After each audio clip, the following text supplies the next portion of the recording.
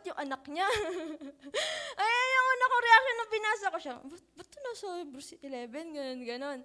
So, habang, ayun nga, parang pinag-iisipan ko kung paano siya i-deliver na mas maganda na tama sa topic natin since about siya sa faith. Biglang nag-chat si Tita Alice, naghanap ka ba ng work? Sabi ko pa din, ano ba yan? Hindi ako naghahanap actively sa locally. Sabi ko, sige po tita, parang hindi naman para sa akin yung abroad, ganon. Tapos sabi niya, sige, send mo sa resume mo. Tapos, Sunday after nung, hindi pa kami kumakain ng lunch tumawag yung kaibigan ni tita na available ka ba bukas, punta ka dito sa office. Walang pasok ng Monday yung resto. So kami, tatlo lang kami doon yung magre-render sa akin. Ay, apat pala. Yung manager yung magre-render ako, tapos si ma'am, yung HR. Kinausap niya ako, sige, bukas pasok ka na. Pero yung offer, since yung desire ko nga is mataas na sahod, yung 1/4 ng sahod ko sa dati kong company, ayun yung nadagdag ngayon sa sahod ko ngayon. And then bukod doon, may mga, syempre, allowance pa. So, sobrang praises siya kay Lord na, nung una tinatanong ko, mukha ba akong pera? Parang mali pa yung desire ko na ay, iyakin. Na mataas na salary, ganon. Pero since, ayun nga, sabi, nakikita naman ni Lord kung bakit iiyak. Bakit ko dinidesire yung ganon? Na mataas na sahod. Kasi sabi ko nga sa inyo, kung ako lang, yung sahod ko dati, kayang-kaya yung masustain. Na, syempre ako lang. Kaya ko yun. Wala pa naman akong anak, wala naman akong balak ba ding mag-asawa. I mean, hindi na mag-usapan na namin yan. Wala pa kami balak na mag-settle na ganon. So, kung yung sahod ko dati, kayang-kaya yun kung ako lang. Pero nga yung desire ko talaga na mas mataas na sahod, hindi lang naman para sa akin siya. So, parang habang sa 2 months na yun, dami kong pinag-isipan, dami kong iyak, dami kong overthink sa buhay. Ganon. So, ayan yung praises ko. And then, praises ko din kasi natapos ko siya. Kasi nga, di ba, biglaan yung pasok ko, so hindi ko pa natatapos tong yung manuscript ko, yung PowerPoint ko, biglang papasok ako, tapos alis ako ng 7. So gigising, mabagal kasi ako kumilos gising ako mga 5. 7, nandun pa lang ako sa UB, naghihintay ng UB, tapos dadating ako sa office, 9 or 10, ganon, tapos uwi ako 11 ng gabi. Pag uwi ko na 11 ng gabi, maliligo pa yan. So, anong oras sa mga katulog? 1 or 12. So, hindi ko talaga siya natutukan ng maayos. So, ang nangyari lang dito, tuwing break time, ako, tinatry kong gumawa sa break time. So, ayan. So, pag-pray nyo din ako habang nandito. Kasi, meron akong PowerPoint, pero dito lang ako talaga mag-focus sa PowerPoint. So, ayan. Kayo, kamusta? Sa akin, sobrang blessed ko this week. Tsaka mababait yung mga boss ko. Paldo. Paldo talaga. So, ayan. So, ang topic natin ngayon is rejected but remember. So, sabi nga ni Pastor Enrico kanina, pag may word na but, sobrang nakakot yung attention niya since ayan nga, yung topic natin is about kay Jephthah. Makikita din natin dyan na, pero yung mga nag-morning service na topic na to ni Pastor, so pwede na tayong matulog. Di joke lang. So, ayan. So, maalala nyo, or siguro, at some point, lagi naman ganun pag na-topic na, lagi may bago na sa atin si Lord. So, ayun. Samahan nyo ako, guys. Pero bago yon, pray muna tayo. Heavenly Father, Panginoon, maraming salamat po, Lord, sa araw na to, Panginoon. Salamat sa isang buong linggo, Panginoon, na pagsama nyo sa amin, Lord. Salamat sa iyong biyaya, Lord God, sa kapatawaran, Panginoon, at pagiging faithful, Panginoon, despite sa mga pagkukulang namin, Panginoon. And Lord, sa mga oras na to, Panginoon, ipinagkatitiwala ko na po sa inyo, Panginoon, ang gawain ito, Lord. Tunay nga, Panginoon, na kung sa sarili ko lamang karunungan, Panginoon, ay wala ito, Panginoon. Kaya dalangin ko, Panginoon, na samahan niyo po nawa kami, Panginoon. Kayo po nawa ang manguna, Panginoon, sa oras na to, at buksan niyo po ang aming puso't isipan, Panginoon, sa inyong mga salita at puso, Panginoon. Tulungan niyo po kami, Panginoon, na kung ano man yung mga hindrance, Panginoon, para hindi tanggapin ang inyong salita, Lord God, ay maitaas namin sa inyo, Panginoon. At Lord, Kung meron man po kami, Panginoon, na mga kasalanan na hindi pa nahihingi ng kapatawaran sa inyo, Panginoon, tulungan niyo kami, Panginoon, na maging humble enough, Lord God. Sa ganun, Panginoon, ay mabigay namin, Lord God, yung aming oras, Panginoon, sa mga oras na to sa inyo. Sa inyo na po namin, Panginoon, pinagkatitiwala ang gawain ito. In Jesus' name, Amen. So, ayan, may tanong ako dyan. Have you been rejected before? So, ayan. Siguro ako, oo, madami. Sa 2 months na yun, sa dami na agency na pinagpilahan ko. Ang dami. Pero tayong mga youth, so siguro ito yung commonly na rejection na nararanasan nyo. Sa boys, yung mga nililigawan nyo. Sa thesis, di ba, ang sakit niya pag nire-reject yung proposal mo, tapos bukod sa rejection ng prof mo, hindi pa kayo magkaintindihan ng mga kagrupo mo. Ayun, tapos kay crush, syempre, masakit na reject. Tsaka yung ito masakit din siya yung nagpapaalam kang gumalan ng maayos, tapos di ka, hindi ka papayagan. Medyo ako doon, medyo nasasaktan ako doon. Kaya ang ginagawa ko minsan, hindi na ako nagpapaalam. Sabi ko nga kay Angel, joke lang, hindi na ako nagpapaalam, pero di din ako umaalis na. Sabi nga ni Angel nung nakaraan, di, papayagan kaya ako ni tita, may swimming kami. Sabi ko, wag mo na subukan. So, ang ending, di siya nakasala. Di siya nakasama. Kasi masakit ma-reject. Ayan. So, ayan. Sa araw na to, meron tayong makikilala, which is nakilala nyo na kanina. Nakita nyo ba? Joke lang. Pumasok siya dito. Si Jephthah. Makikita natin kung ano yung mga naramdaman niya nung na-reject siya. Which is, ito naman yung usual na nararamdaman ng mga taong rejected, di ba? Nagiging isolated sila, feeling nila mag-isa sila, tapos na-exclude sila, ganyan-ganyan. At, ayan. So, sino nga ba tong si Jephthah? Ayan. Sige, pakibasa na lang sa inyo, guys. Sabay-sabay.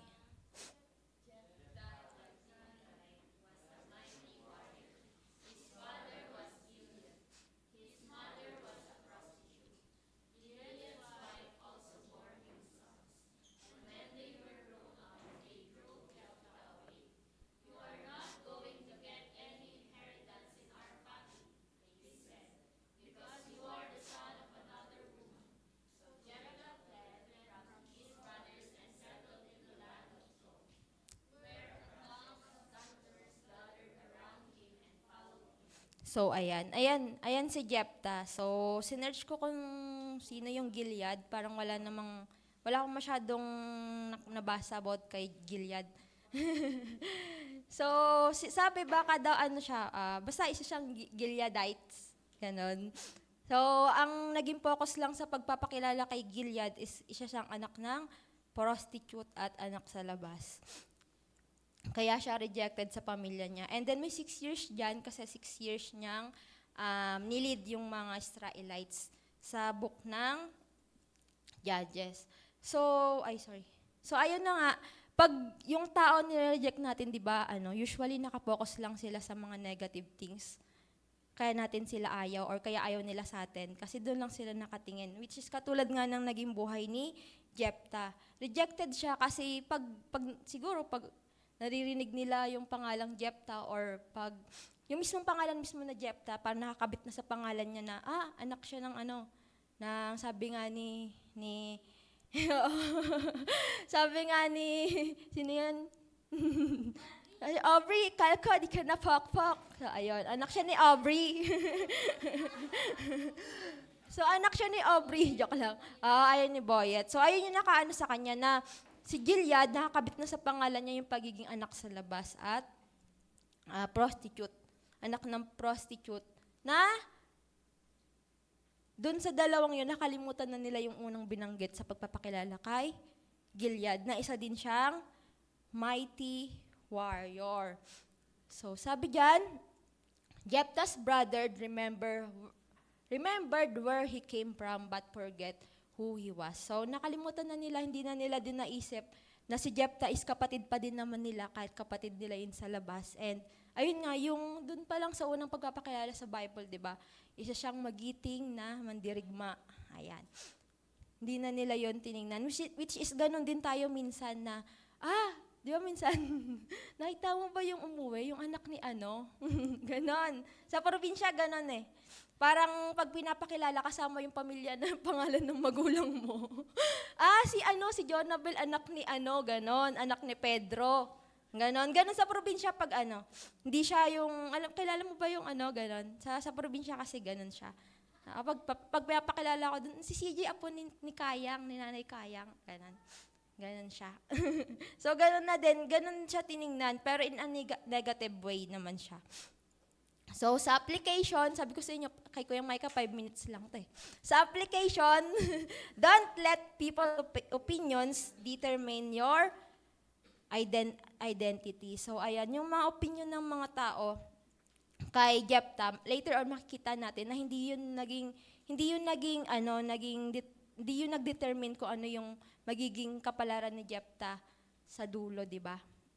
Which is, ayan nga, kasama siya sa mga nabanggit sa Hall of Fame. Hall of Faith, ganon. If others remember where you came from, remember who God says you are. So ayan, eto lagi ko siyang kasi ako personally madami ako naririnig about me. Eto lang yung lagi ko, nire-remind ko sa sarili ko na mas kilala ako ni Lord, mahal ako ng Diyos, may value ako kay Lord. Kasi mamaya ko pa dapat ikwento, pero yung buhay ko, wala siyang pinagkaiba sa buhay ni Jephthah. Kasi katulad ni Jephthah, technically, anak din ako sa labas, kasi wala ako sa loob, joke lang. Anak ako sa labas kasi si Papa, although si Mama tsaka si Papa, nagkakilala sila bago siya magkaroon ng asawa. Ang legit na asawa pa din ni Papa is yung pangalawa niyang girlfriend, which is yung stepmother ko. And then yung mama ko naman, bago niya ako pinagbuntis, kasal siya sa arranged marriage. So, ayun, anak sa labas, si CJ. And then, hindi ko siya matatawag na, basta same lang kami. Kasi 3 kami magkakapatid, iba-iba kami ng papa. So, masasabi ko na wala kami kaiba ng buhay ni Jephthah. Pero ayun nga, despite that, nakikita niyo ako ngayon sa harapan niyo, di ba? Kasi hindi siya naging hindrance para i-determine no na, si CJ, anak yun ni Ganon, na magiging katulad ka din ng mo. Ganon. Hindi siya naging ganon. Kaya ayun, sabi nga, your past may explain your story. Ayan. But it does not define your destiny. Which is, ayun yung nakikita ko ngayon sa buhay ko. Ang dami ko naririnig na bubuntis yung maaga. Ganon. Parang wala namang pangarap yan kasi hindi nga ako vocal pagdating sa mga plano ko. Siguro ngayon na naging Christian ako kasi nagiging prayer request ko siya. Pero before, never niyo ako maririnig na gusto ko ganito yung pamilya namin. Hindi ako nagiging ganon kasi sabi sa akin ni Mama before, huwag kang mangangarap na mataas kasi pag bumagsak ka, masakit siya. So ayun yung nasa mindset ko dati. Hindi ko naisip na pwede pala akong mangarap na mataas kasi yung Diyos ko, nagagawa yung imposibleng bagay. So ayan yung siguro na yung mga storya natin from past, hindi na madidetermine kung sino tayo in the future. Which is, ayun nga yung nangyari kay Jephthah, na although rejected siya, nakikita nyo later on, na after ng rejection na yon, kinailangan pa rin nila si Jephthah para i-lead sila. So, sabi dyan, people may remember your past, but God sees your future, your purpose. So ayan naman lagi makikita nyo sa mga tao sa'yo, possibly, is yung past mo na, si palamura yan Si nakita ko yun, nangungutang. Si nakita ko yun, nagnakaw, ganon, mangungopya lang yan dati. Ganon. Pero ang Diyos, nakikita niya yung purpose mo kung ba't mo yung pinagdadaanan. And later on, makikita din natin na bakit nga ba kinailangan pang malayo ni Jephthah sa mga Gileadites.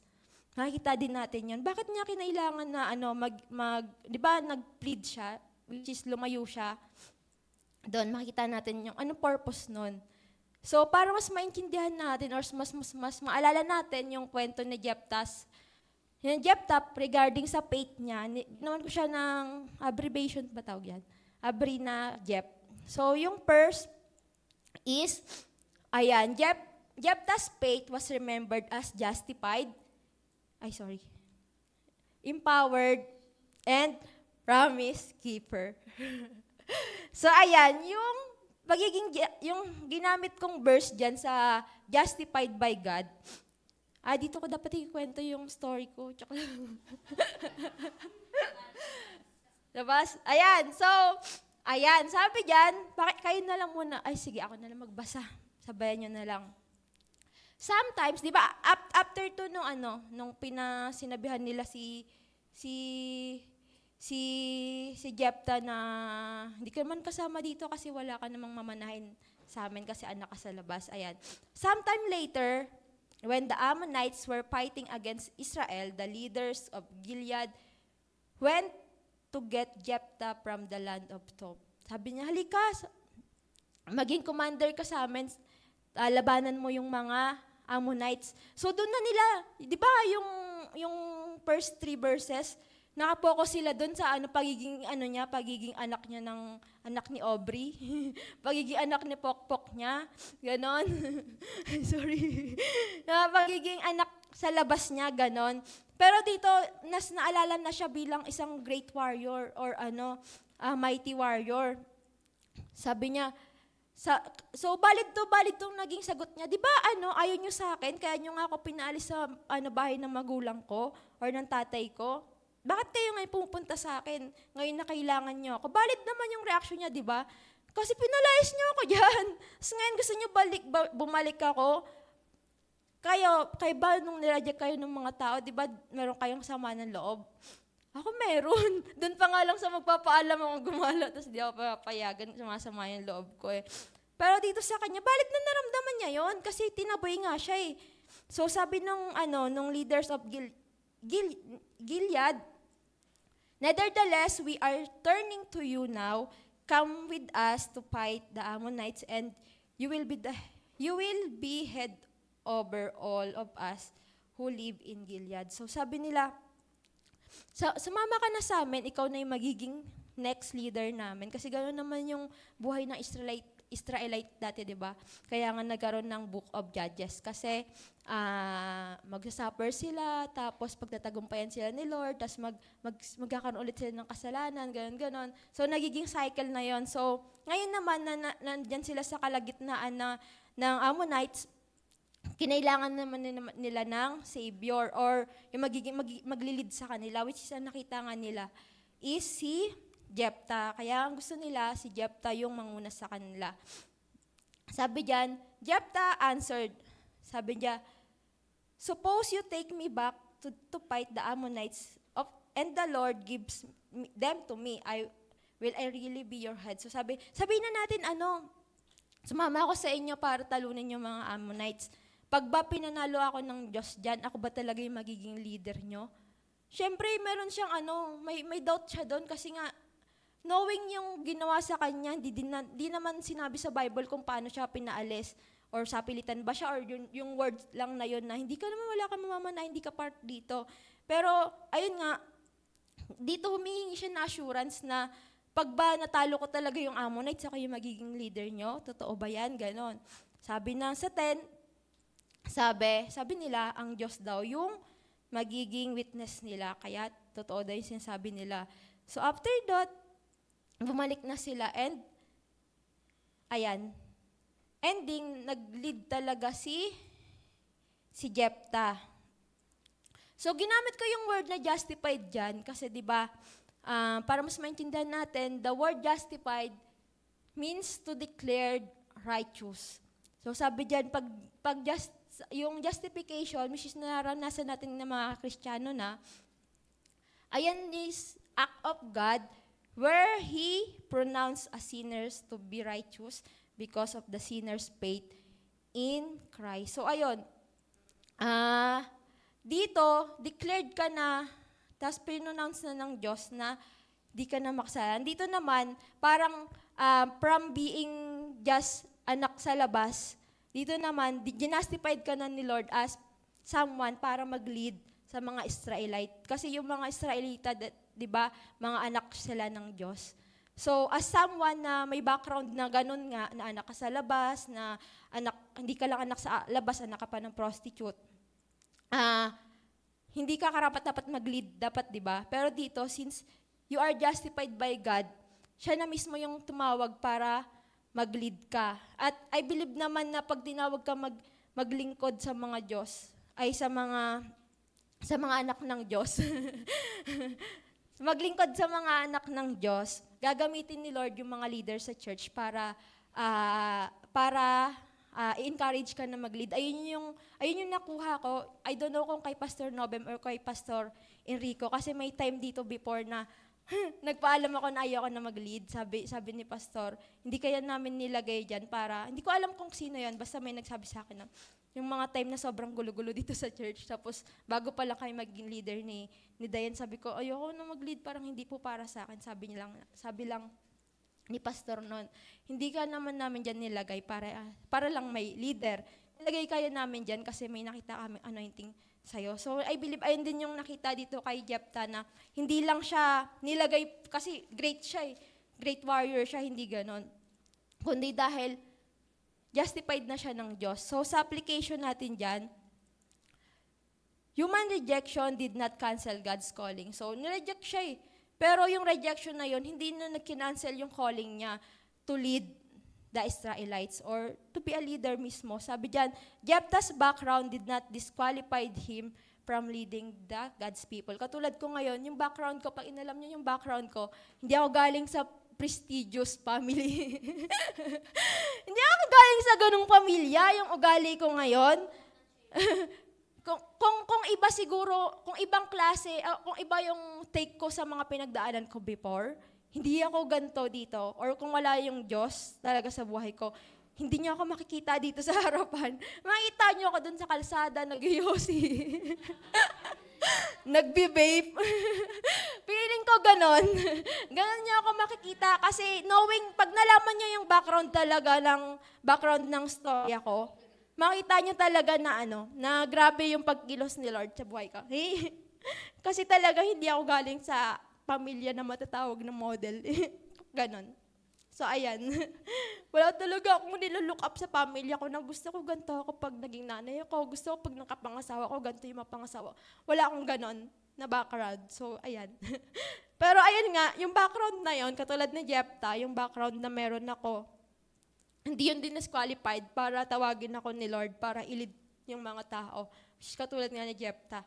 So, the same people sa buhay ni Jephthah, the same people who saw him as unworthy, eventually, na-acknowledge nila that God had prepared him for leadership. So, ayan, yung hindi siya karapat-dapat, nakita nila na prepare pala talaga siya ni Lord para sa leadership. Saan ko nakita yon? Sa verse 1-3, di ba? Nung tinaboy siya, umalis siya, kasama niya yung mga outcast din.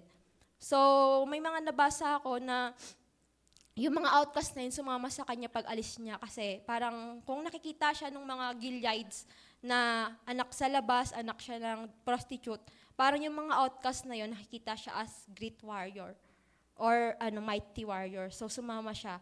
So, with that, yung mga outcast na yun, being surrounded by that, na-develop niya yung pagiging leader niya. So, ayan. So, after nun, since na-develop niya yung pagiging leader niya, nagkaroon din siya ng opportunity to lead the Israelites. And hindi naman yun mangyayari kung wala ang Diyos. So, ang Diyos pa din yung nag-qualified sa kanya since siya nga ay justified na. So, katulad natin sa mga, di ba dati, mga sinners tayo, kahit even now, di ba? So, after natin maging Kristiyano, wala naman sa atin dito deserve na nandito sa harap. Lalo na ako. Hindi ako deserve na nandito sa harap. Pero since I'm justified na by God, meron na akong privilege na tumayo dito at magamit ng Diyos. At ganun yung nangyari sa buhay ni Gilead. So, ayan. So, ano yung letter J? Justified. So, sa next na tayo. Pakibasa na lang po.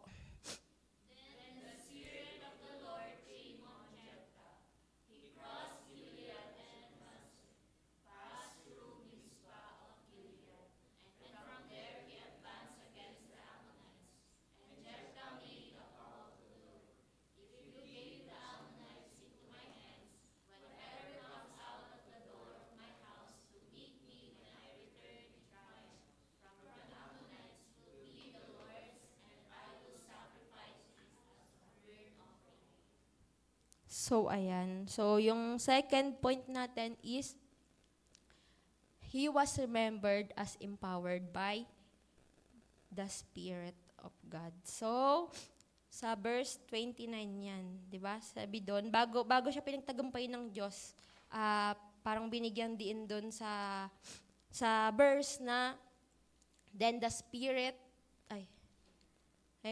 then the Spirit of the Lord came on Jephthah. So, ayan. Sabi dyan, before Jephthah went into battle, God equipped him by His Spirit. This shows that Jephthah's victory would not ultimately depend on his military skills, experience, or personal strength, but God's power working through him. Kasi kung hindi siya nilukuban ng banal na spirito or hindi doon na-emphasize na binigyan siya ng Diyos ng Holy Spirit para pumasok sa battle, makikredit lang lahat ng yun kay Jephthah. Na dahil lang sa experience na yun, kaya niya nagawa. Kahit ako naman dito, yung mga experiences ko ngayon, wala mo ng wisdom na makukuha ko doon sa mga loob. Totoo, lahat ng na-experience ko, siguro ang makukuha ko lang doon, mga sama ng loob, kung walang Holy Spirit doon, kung wala ang Diyos. Puro sama ng loob lang sa magulang ko, sa gobyerno. Feeling ko gano'n. Ganon lang siya. Pero ganon nga din, yung kay Jephthah.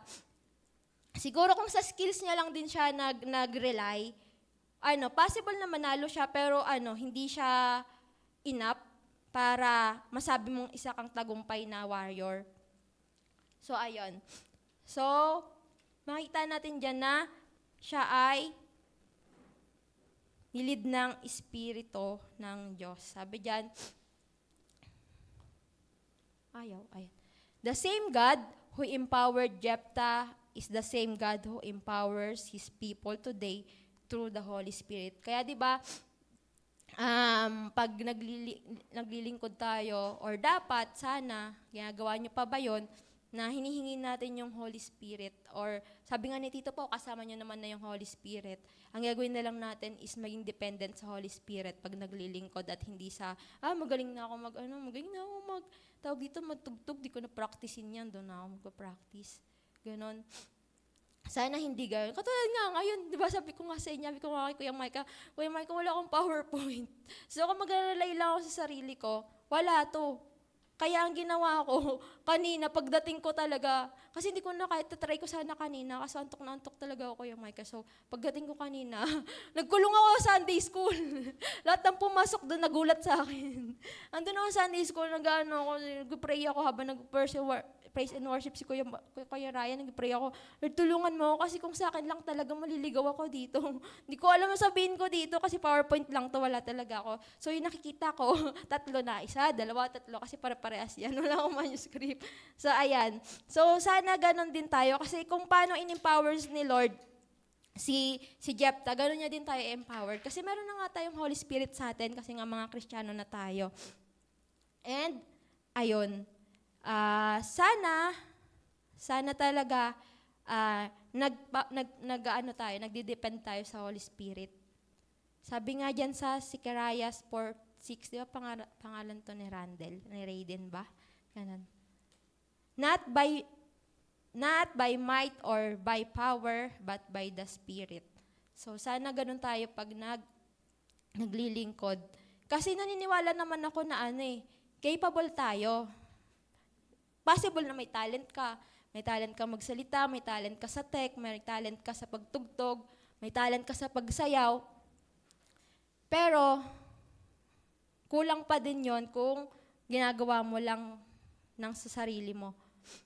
Kasi kailangan natin yung tulong ng Diyos. So, ayan. So, marami, dito sa verse na to, dito din kasi yung parang downfall niya. Dito ka din talaga yung malilito kapag binasa mo. Kasi 'di ba sabi dun sa unahan, kaya nga sabi ko sa inyo, 'di ba, nung pagkabasa ko sa kanya, kaya ako din ngayong week ko lang siya nagawa. Kasi nung pagkabasa ko, sabi ko talaga, dapat yung anak niya talaga yung nandun sa Hebrews 11. Hindi talaga dapat si Jephthah. sabi ko kay Bel, alam mo ba, Bel? Dapat talaga yung anak talaga ni Jephthah. Tsaka lang, nagmamarunong. Pero ayun nga, So, dito din makikita natin yung pagiging impulsive ni Jephthah. Pero makikita din natin na sa kabila ng pagiging impulsive niya or may downfall siya, bakit nga ba siya nandun pa din sa Hebrews? Kasi yung mga nasa Hebrews, 'di ba, sila Jacob, sila Abel, parang doon walang question eh. Dito medyo may question na since dalawa lang din yung chapter sa Bible, pag binasa mo talaga siya ng isang basahan lang, anong ginagawa nito? Parang di nag-iisip. Ganun talaga yung unang magiging reaction mo. So sabi diyan, faith trust God's promises. Fear tries to bargain for them. So, ayan yung nangyari sa kanya, na nakipag-bargain siya, di ba? Sabi diyan, if you give the Ammonites into my hands, whatever comes out to the door of my house to meet me when I return in triumph from the Ammonites will be the Lord's, and I will sacrifice it as burnt offering. Sabi diyan, ayan, trust God's power rather than adding conditions. Kasi minsan meron tayo, alam naman natin na galing na yun sa Diyos eh. Alam naman natin, di ba, yung mga Israelites, maraming beses na siyang pinananalo ng Diyos. Tapos ililid mo yung mga taong yon. So bilang, since alam mo na binigay na sa'yo ni Lord yon, meron ka na dapat na alam mo na ipapanalo din ni Lord sa'yo yon. Binigay niya yun sa'yo eh. So tutulungan ka niya doon. Pero siya, hindi, meron pa siyang kondisyon na, Lord, pag pinanalo mo ako ito, di ba meron din tayong mga ganon sa prayer natin? Wala, ako lang. Sige, ako na lang. Ako kasi, ganon ako eh. Lord, pag binigay mo to, Lord, ganyan. Di ba yung, ayan, sana ganon, di tayo katulad sa akin. Hindi kayo katulad sa akin. Dapat katulad kayo kay Jephthah. Ganon. Sabi dyan, if God has called and empowered you, walk in faith. So kung alam mo na tinawag ka na ni Lord at in-empower ka na niya para gawin yung bagay na yon, lumakad ka sa tubig. Walk in faith, ganon. Instead of feeling the need to secure His favor to promises He never asked you to make. So tinawag ka na niya, lumakad ka na lang na may pagtitiwala sa Kanya kaysa naman, hindi niya naman sinabi na palanalunin kita basta ibigay mo sa akin yung ganito. Hindi naman humingi si Lord ng ganon even sa atin, di ba? May hinihingi ba sa atin si Lord na, sige, pagtatagumpayin kita, Alin, basta pag tumagumpay ka na, bigay mo sa akin yung una mong bahay. Kaya naman ganon sinabi si Lord, di ba? Pag engineer ka na, yung una mong project, lahat ng sahod mo, i-tithes mo. Wala naman din ganon na si Lord, di ba? It's all about faith. Pero si Jephthah nga, kahit na-lead na siya ng Holy Spirit, ay nagkaroon pa din ng downfall, parang questionable sa buhay niya. Which is, ayun din yung madami silang, may nagsasabi doon na hindi niya yun decision ng basta-basta lang. Kasi nga, led na daw siya ng Holy Spirit eh. Pero mas doon ako sa makatotohanan. Kasi diba, tayo na mga Kristiyano na, may mga Holy Spirit na tayo, diba? Pero kahit may filled na tayo ng Holy Spirit, nakakagawa pa rin tayo ng mga maling desisyon sa buhay. So doon ako maniniwala na even though, naniniwala ako na filled siya ng Holy Spirit, pero hindi din siya excuse para makagawa nga siya ng gantong promises na, Lord, pag pinanalo mo to, gano'n. Kasi ako nga mismo eh. Kasi kayo, hindi kasi kayo gano'n eh. Ako kasi gano'n ako, Lord. Sorry na. So gayahin niyo si Jephthah. Pag may pinapagawa sa inyo si Lord, katulad ni Jephthah, maniwala lang kayo, hindi na yung make pa kayo ng promises. Kasi ako ganun. So, ayan. Sabi dyan, Jephthah had genuine faith. Kaya nga, di ba, kaya nga siya nasa Hebrews 11. So, pag binasa niyo yung 32 na yan, puro pangalan yan, kasama yung pangalan ni Jephthah doon. Ang kasama sa pangalan niya, sila Gideon, sila Barak, si Samson tawag ko sa kanya dati, si Samson. So, ayan. Sabi dyan, yet his faith did not make him perfect. So, kasama siya sa mga top faithful servant ni God. Pero hindi siya perfecto na tao. So, ayan. Scripture often records the strength and weaknesses of God's people honestly. Ayun naman yung maganda kay Lord na almost lahat naman ng storya natin bilang mga mananampalataya. Hindi lang si Lord naka-focus dun sa weakness or sa strength natin. Parang nagiging balance siya na, although si CJ, anak siya ng ganito, si CJ, short-tempered siya, pero may ganito. Lagi siyang may bat. Ayun yung sinasabi ni Pastor kanina na, pag may bat, parang ano siya, ano ba yung word na ginamit niya kanina? Basta pag may bat, minsan, ma-okay din yung bat pag positive. Like si CJ, short-tempered, but, ayan, wala na si Lord dun. Malay ko kung ano ilalagay ni Lord. Short-tempered, but shortest-tempered. Ganon. Ganon. So, ayan. So, naintindihan niyo ba yung pagiging empowered niya? Na even though empowered tayo ng Holy Spirit, hindi tayo perfect na katulad ni Jephthah. Which is, ayun nga yung nangyari kay Jephthah. Na nagkaroon pa rin siya ng parang hindi naman siya questionable decision sa buhay. Ayan. So, hindi ko masyadong yung iba ko nabasa kasi iba-iba siya. Doon ako nag-focus sa realidad ng buhay. So, ayan. So, sa third naman natin is, ayan na yung, ito na yung sinasabi ko sa inyo na sabi ko, dapat talaga yung anak niya. Yung anak niya talaga dapat yung nandun. Sabi dyan sa 34, when Jephthah returned to his home in Mizpah, who should come out to meet him but his daughter? So sabi niya, di ba, kung sino ang lalabas ng pinto, magiging burnt offering sa kanya. So ang una lumabas doon, yung anak niya, masaya, kasi syempre nabalitaan niya na panalo yung papa niya sa battle.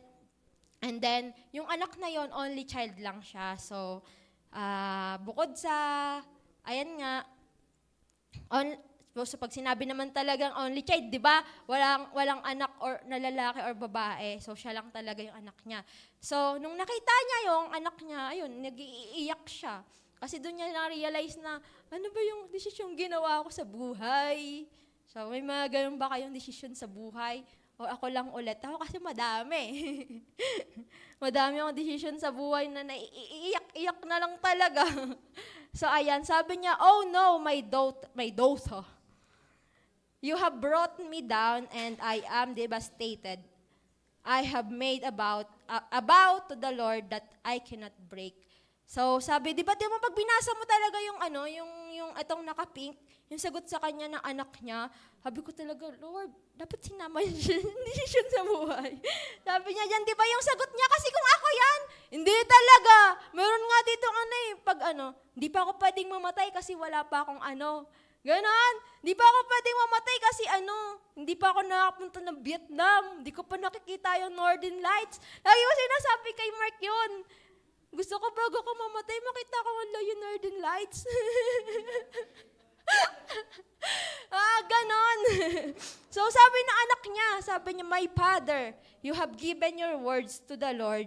Do to me as you promised. Now that the Lord has avenged you to your enemies, the Ammonites, but grant me one request. So ayun, mabait naman siya. Hindi siya nagreklamo kasi kung ako yun, masasabi mo doon, Lord?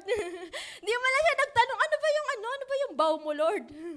Ganon. Siya, hindi. Meron lang siyang isang request. Ayan nga, may siya ng 2 months para magkaroon ng me time, taray. Kasi nga, alam niya na hindi na siya magkakaroon ng asawa. At sagot niya lang, you may go. And then, after 2 months, bumalik siya. At ayun na nga, umiiyak siya, syempre. Hindi ka magreklamo, pero may iyak ka pa rin naman. Ginawa ng tatay ko. Kasi wala mo siyang kinalaman dun eh.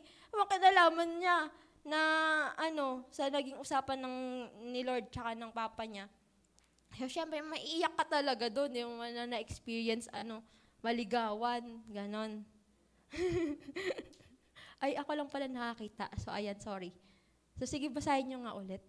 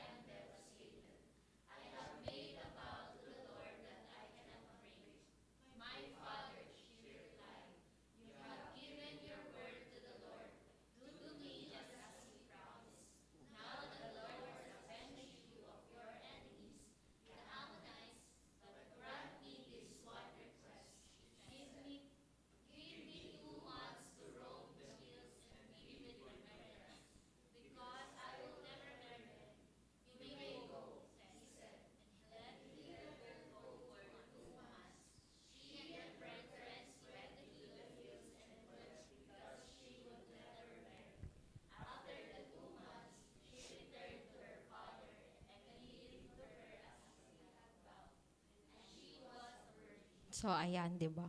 Sabi ko, Lord, ba't di siya katsak lang?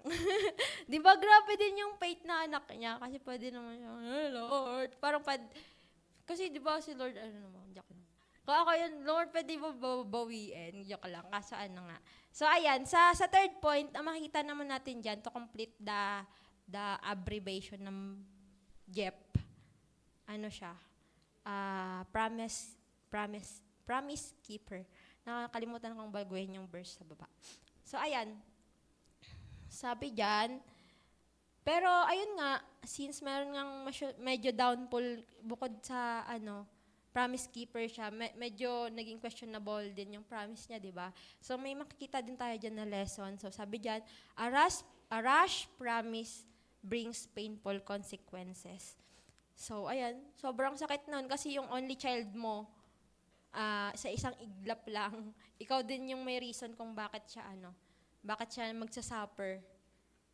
So, wala namang kinalaman yung anak mo. So, ano makukuha nating lesson from that vow? Sabi dyan, think before you speak, which is hindi ko ginagawa minsan. Di ba? Ganun siya. Faith does not eliminate humans' weakness. So, ayan na, yung faith natin, hindi naman yan ini-eliminate na, Kristiyano ka, no? Kaya hindi ka nakakagawa ng kasalanan na pang-tao. Kasi tao ka naman. Tao ka ba? So, ayan, joke lang. So, our decisions affect others. So, ayan. Naniniwala ba kayo doon? Ako, oo. Ako, kasi nung nawalan ako ng trabaho, dami nangyari. Dahil lang sa decision ko, ayan. So, ako naniniwala ako na gano'n. Sana kayo din. Na yung decision nyo, lalo na kayo mga kabadaan, pag nagdesisyon kayo na ibuka ang inyong mga dapat nakasarado, ang maapektuhan parents nyo, right? Kasi sila mag-aalaga, sila mag-provide ng gatas, ng kung ano-ano pang kailangan ng mga anak nyo. So, ayan. Pag-isipan. Hindi yung mga lalaki din, bakit? Bakit, di ba?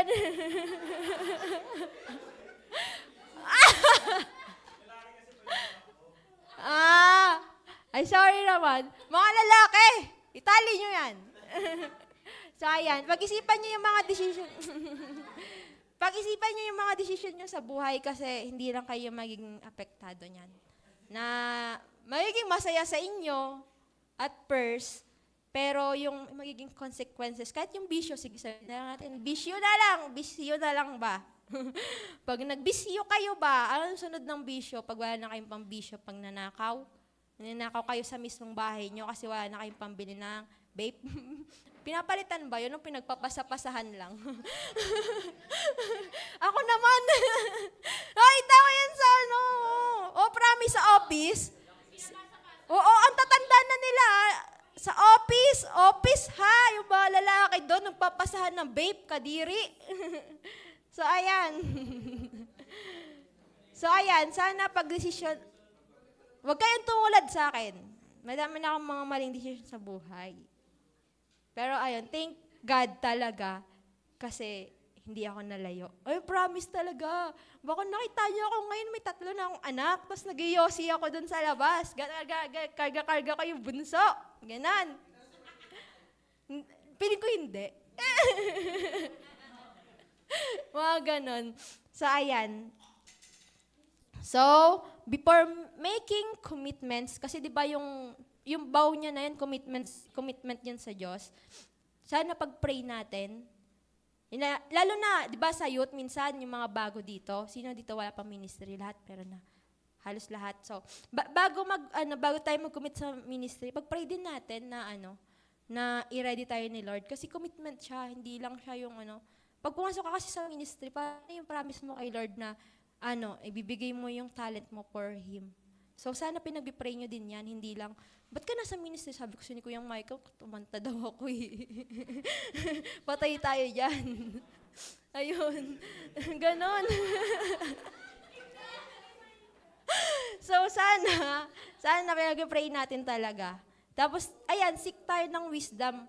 Kasi nga, ayun nga, kahit na lead na tayo ng Holy Spirit, kailangan natin ng wisdom na galing sa Diyos. Kasi nga, mga ano tayo mga pasaway. Kailangan natin ng wisdom. Kasi kahit gano'n ka katalino, pagdating sa wisdom, mag-iiba kasi yung knowledge sa wisdom. Sa knowledge, alam mo, pero sa wisdom, alam mo kung ano yung tama at mali. Tama ba? Hindi ko alam. Hindi ako matalino So, kailangan ko ng wisdom ng God. So, ayan. Tsaka, ayan. Before tayo gumawa ng commitment, ayan nga, count the cost. Na, ayan, halimbawa, eto, simple. Yung mga ministry nyo, meron yung, cost. Na yung oras nyo, meron kayong mga kailangan i-sacrifice dyan, ganon. Na sana pag nag-commit kayo, hindi yung mga leader nyo pa magmamakaawa na gawin nyo yan. Kayo nag-commit dyan At first, oo, inassign kayo. Pero, meron din naman kayong choice na mag yes and mag no. So, commitment nyo yon. Hindi siya commitment lang dahil sinabi ng mga kuya ate nyo. Kundi, ayun, kasama siya sa cost na merong mga practice na masasagasaan yung date nyo. Merong mga gawain na yung schedule nyo kailangang mamili kayo. Ganon. Kung kaya naman, sana piliin nyo una si Lord. Wow. Parang last year, hindi ko ginawa yan. Ganon. Oo, last year talaga, lumayo ako parang naging churchgoer ako, although nasa CCF ako. Yan. Count the cost ng mga prayer natin, promise natin, and commitment, lalo na sa Diyos.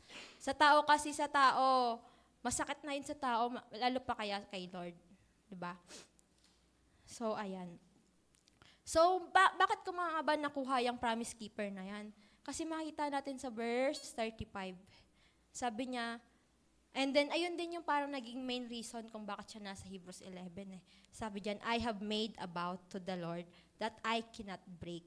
So, siya mismo, parang in-acknowledge niya na yung pangako niya yung sa Diyos, hindi niya yung kayang bawiin. Hindi na yun mababawi pa. So, sabi niya, although Jephthah has made a rash vow to God, he was remembered as faithful by keeping his promise despite the cost. So, kasi nga, ako sasabi ko sa inyo, madami akong promise kay Lord na hindi ko nagagawa, kaya wag niyo akong gayahin. Si Jephthah yung gayahin niyo. Kaya siya nakasama doon kasi although na meron siyang questionableng naging pangako sa Diyos, sinunod niya pa rin, ginawa niya yung pangako niya kay Lord. Na wala naman din sinabi sa Bible kung sinunog niya ba talaga yung anak niya Wala naman sinabi doon. meron ako nabasa na baka yung parang sacrifice na ginawa is, ayun nga, yung mabubuhay siyang virgin hanggang mamatay siya. Baka daw, ayun. Ayun, parang ganon. Parang si Samuel na inalay kay Lord para maglingkod. Pero yung sa kanya lang, virgin siya dapat. Kaya siguro may madre, joke lang. May churi. Joke lang. Joke lang. Siguro. So, ayan yung nabasa ko. Sabi diyan, his faith was demonstrated not only on the battlefield, but also in his commitment to keep his word before God. So, yun nga, yung faith niya, hindi lang siya dun sa, hindi lang dun sa, pinagkatiwala niya kay Lord na mananalo siya dun sa labanan or sa gera. Pero, ayun nga, mas nakita dito yung commitment niya sa Diyos, dun sa pamamagitan ng promise niya. Kasi sabi ko nga sa inyo, kung ako yon, madami akong rush na promises na hindi ko natutupad. Kaya hindi ako makapasama sa Hebrews 11. Kasi hindi ako si Jephthah. Pero si Jephthah, kahit na nasaktan siya, di ba, iyak siya doon. Pero ginawa niya pa rin. Kaya siya napasama sa pinag-aaralan natin ngayon. Sabi diyan, if you give your word to God, treat it as sacred. So, sabi sa Ecclesiastes 5:4-5, when you make a vow to God, do not delay in fulfilling it. It is better not to make a vow than to make one or not to fulfill it. So, ayan, mas better na lang na wag na lang. Ayun nga, kung alam nyo naman na pinapagawa siya ni Lord, at alam nyo naman na i-empower na kayo ng Holy Spirit, tutulungan na kayo ng Holy Spirit, walk by faith na lang, wag na yung kasi di naman, ayun nga, sabi ko sa inyo, pinapagawa ni Lord, wala naman siyang condition. So, hindi niya kailangan yung promises nyo na, Na pag binigay mo to Lord, yun ang ganon. So sa conclusion, Jephthah was not a perfect man. Hindi naman talaga, kasi nga, ayun nga, pag binasa mo siya, hindi siya perfecto talaga. Sobrang linaw na meron siyang discrepancy, accounting yung term. Basta ganon. Meron siyang kamalian, ganon. But he was a man of faith. So that is why his name appears among the heroes of faith in Hebrews 11:32. His life teaches us that God can use imperfect people who trust Him. Diba? Sobrang imperfect ni Jephthah kasi bukod sa background niya, ayun nga, meron pa siyang history na meron siyang naging maling decision sa buhay, which is, ayun nga, yung anak niya na nag-iisa na nga lang, naging ano pa, ayan. Depend on Him, on His Spirit, ayan, and remain faithful to His commitment. Sana ganun tayo. Although alam ko mahirap, pero ayun nga, kasama naman na natin yung Holy Spirit. So, ang kailangan lang natin is to rely and to depend. Mahirap talaga siya. Sabi ko nga, sobrang hirap niya, pero sana, may tanong ako iiwan dito sa inyo. Ayan, for the last time, if your faith were remembered like Jephthah's, what do you think people would say about your faith? So, ayan. Wala kasi akong maisip na pwedeng discussion. Pero siguro, ayan na lang. Sa tingin nyo, kung si Jephthah, di ba, although sobrang rejected siya, nireject siya before, pero nakilala siya as justified by God, na hindi siya parang pineriod lang as anak sa labas, anak ng prostitute, kundi naging great leader siya. Tapos, nakilala din siya as empowered by the Spirit, and lalo na yung pagiging tapat niya sa pangako niya, kayo kaya, tayo kaya. Ano kaya yung yung parang magiging legacy ba yung right word doon? Nyo, bilang mga mananampalataya ng Diyos. So, ayan. Pray tayo. Pati po ba yung food? Okay. Pray tayo. Ama naming Diyos na makapangyarihan sa lahat, Panginoon, maraming salamat po muli, Lord, sa inyong mga salita, Panginoon, na napag-aralan namin sa araw na to, Panginoon. Kayo po na, Lord, ang patuloy, Lord, na magpaintindi sa amin, Lord God, sa mga napag-aralan sa araw na to, at hindi lamang po nawa